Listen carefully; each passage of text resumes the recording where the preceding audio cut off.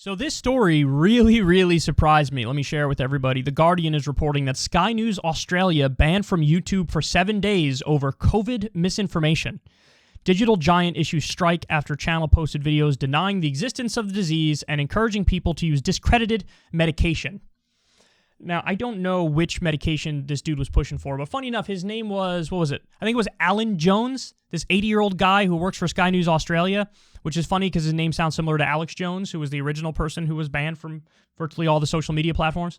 I'm surprised by this, and I'm surprised because as a general rule, what you've seen is YouTube targets the smaller independent media, new media channels, and they'll maybe suspend them or demonetize them or derank them.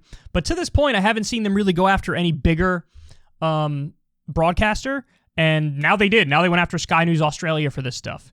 So, I mean, listen, there's a lot of stuff to say about this. The first point is obvious. I'm sure that whatever this shit is this guy was saying, if he was downplaying the existence of COVID and pumping bogus cures, I'm sure that YouTube is correct on the merits of the claims that, like, this stuff is dangerous misinformation.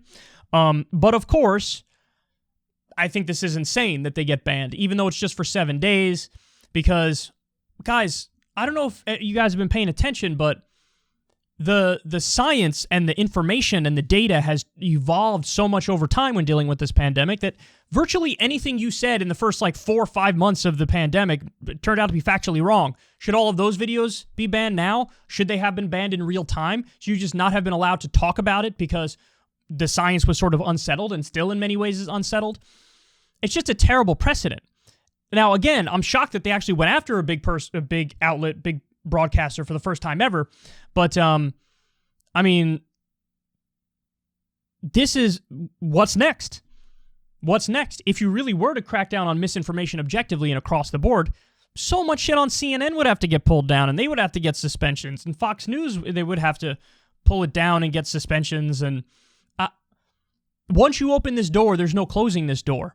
And you can't set up some ministry of truth to determine what's allowed and what's not allowed, because guess what? The ministry of truth is going to fuck stuff up in their own respect and in their own right.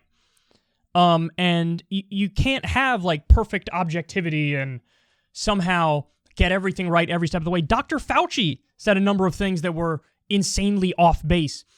Early on, he was downplaying needing masks. I mean, that's ridiculous. And he lied about it and said they don't work, when the reality is he later admitted, no, we just wanted to save them for the frontline workers because we were afraid that there was going to be a shortage. So should he get banned? If you were to actually go after people spreading falsehoods on COVID, at some point everybody would be pulled down. Everybody who talks about the issue would be pulled down because you could nitpick every little thing.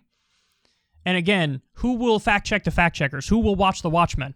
There's no way to do this the right way. And it's funny how at the government level, we all understand that they should not be in the business at all of fact-checking people or censoring or deplatforming.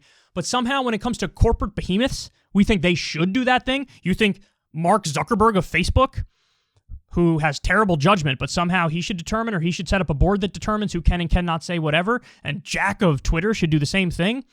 If you're against censorship at the government level, of course it would make sense that a corporate bureaucracy also shouldn't have the ability and the authority to ban people. That's not saying you're allowed to harass people or dox people or threaten people. Those things are even against the law.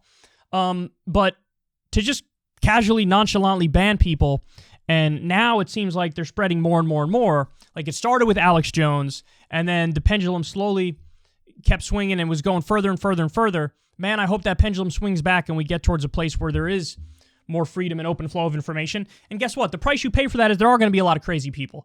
But I'd rather have the crazy people out there and also have the truth tellers out there than to sort of ban the crazy people and anti-establishment truth tellers as well. Because, of course, they're going to come after shows like this. Of course. If they're going after Sky News Australia, of course they could come after a show like this. And we already think they have in terms of deranking us in the algorithm where our stuff doesn't spread to new people. It's sad to watch in real time the destruction of the free and open era of the internet. Like, we're no longer in that era. We're transitioning out of that era to a more rigidly regulated and controlled internet. And people went to YouTube initially to get away from all the traditional corporate media garbage. Now it appears like They're just trying to force feed you the corporate media garbage. And all the outlets that you originally came here for are being buried and suppressed.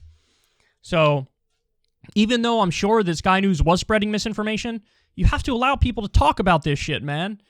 And, you know, I think you can even also make a case that in the long run, it works out for the better because they need to be able to make these arguments and people need to be able to counter their arguments if they're saying incorrect shit. You know, so in the long run, how do you change people's minds but by engaging with their inaccurate beliefs?